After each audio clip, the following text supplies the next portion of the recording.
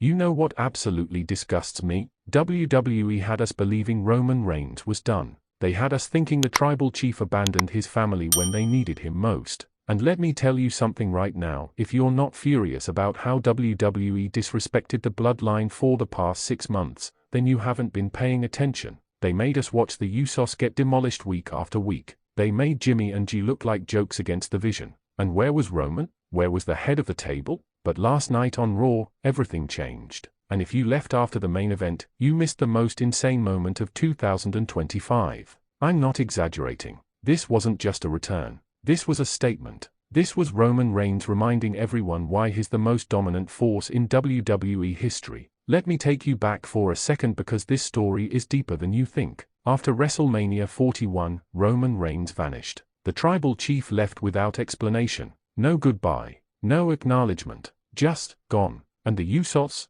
They were left to fend for themselves in the most brutal tag team division we've seen in years. Enter the Vision, this new faction that's been absolutely destroying everyone in their path. These guys came into WWE with one mission: dismantle every legendary tag team, and they started with the Usos. For 6 months, we watched Jimmy and G get beaten down, humiliated, and pushed to their absolute breaking point. Last week, the Vision put G through 3 tables. 3. And Jimmy? He took a superkick so devastating that we thought he might be legitimately injured. Here's a question for you: do you think the Usos should have called Roman sooner, or did they need to prove they could stand on their own? Drop your answer in the comments because I'm seeing this debate everywhere. But here's where it gets personal. The Vision's leader, Marcus Steele, got on the microphone 2 weeks ago and said something that crossed the line. He said, "The Bloodline is dead. Roman Reigns is a coward who ran away when the going got tough. And the Usos? They are nothing without their master pulling the strings." That statement right there,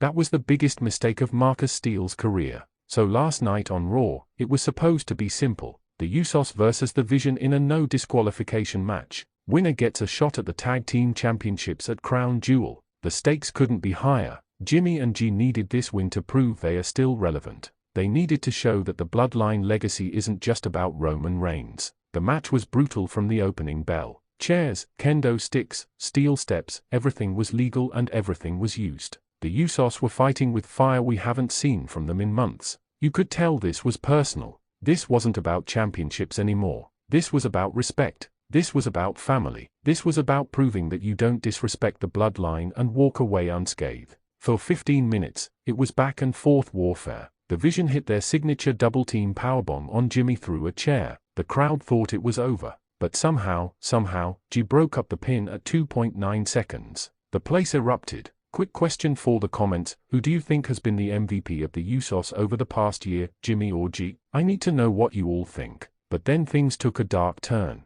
The Vision's enforcer, a 6'8" monster named Kruger, came down to ringside with a steel chain. The referee was knocked out. The Usos were outnumbered 3-on-2. Kruger wrapped that chain around his fist and leveled G with a punch that echoed throughout the arena. Jimmy tried to fight back, but Marcus Steele hit him with a steel chair shot directly to the skull. The Usos were down. The crowd was in shock. It looked like the Vision was about to end the Bloodline legacy once and for all. And then, the lights went out. When I tell you the arena exploded, I mean people lost their minds. Because everyone knew what was coming. That familiar rumble of music, that iconic entrance theme, and then, walking through that curtain with the intensity of 1,000 warriors, Roman Reigns. But this wasn't the Roman we remembered. This was different. He had a new look, longer hair, fuller beard, and eyes that burned with purpose. He wasn't walking to the ring. He was stalking. Every step was calculated. Every movement screamed danger. The tribal chief wasn't just back. He was back with a vengeance. The Vision didn't know what hit them. Roman slid into the ring and immediately speared Marcus Steele so hard that I'm pretty sure he's still flying through the air right now. The impact was devastating. Kruger tried to attack from behind, but Roman caught him with a Superman punch that would make DC Comics jealous. Here's what absolutely shocked me: Roman then locked eyes with the Usos. For a moment, there was tension. Would they accept his help? After 6 months of abandonment, would they acknowledge him? Jimmy and G looked at each other, and then, they nodded. The Bloodline was reunited. What followed was absolute carnage. The 3 of them dismantled the Vision like they were training dummies. Roman hit another spear on the 3rd member of the Vision. The Usos hit the 1D on Kruger. And then, in a moment that gave me chills, Roman stood in the center of the ring, raised his finger to the sky, and the Usos flanked him on both sides. The symbol, the acknowledgement, the bloodline was back in full force. Drop in the comments, do you think this reunion is permanent or is there going to be tension between Roman and the Usos down the line?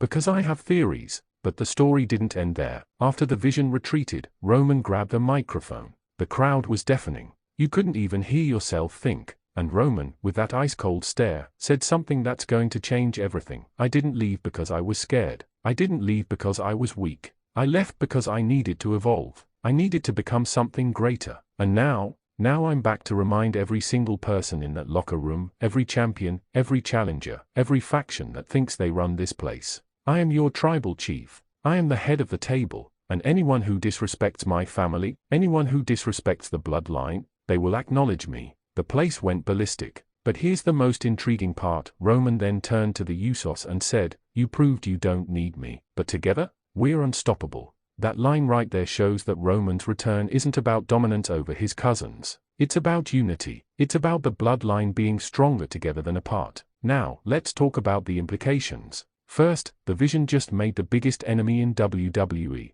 They are not just fighting the Usos anymore. They are fighting the most dominant wrestler in WWE history. Second, what does this mean for the current WWE champion? Because you know Roman Reigns didn't come back just to help his cousins. He came back for gold. Third, and this is what has me most excited, what other members of the bloodline might return? Could we see Solo Psycho? Could we see Paul Heyman? The possibilities are endless. Listen, I've been covering wrestling for years, and I can count on one hand a number of returns that have given me goosebumps like this. Roman Reigns didn't just return. He made a statement. He reminded us why he's been the face of WWE for nearly a decade. He showed us that the bloodline isn't just a faction, it's a legacy. The Vision thought they could destroy that legacy. They thought they could erase years of dominance. But they forgot one crucial thing: you can't kill what's in the blood. The bloodline isn't just about championships or main events. It's about family. It's about honor. It's about proving that together, they are an unstoppable force. Here's my final question for you, and I need you to answer this in the comments. Where does WWE go from here with the bloodline? Do they reunite the faction with all the original members? Do they go after all the championships? Or does Roman have his eyes set on something bigger, maybe a clash with Cody Rhodes at WrestleMania 42? Tell me your predictions. And here's the thing that has me most excited: we're just getting started. This is the beginning of a new chapter.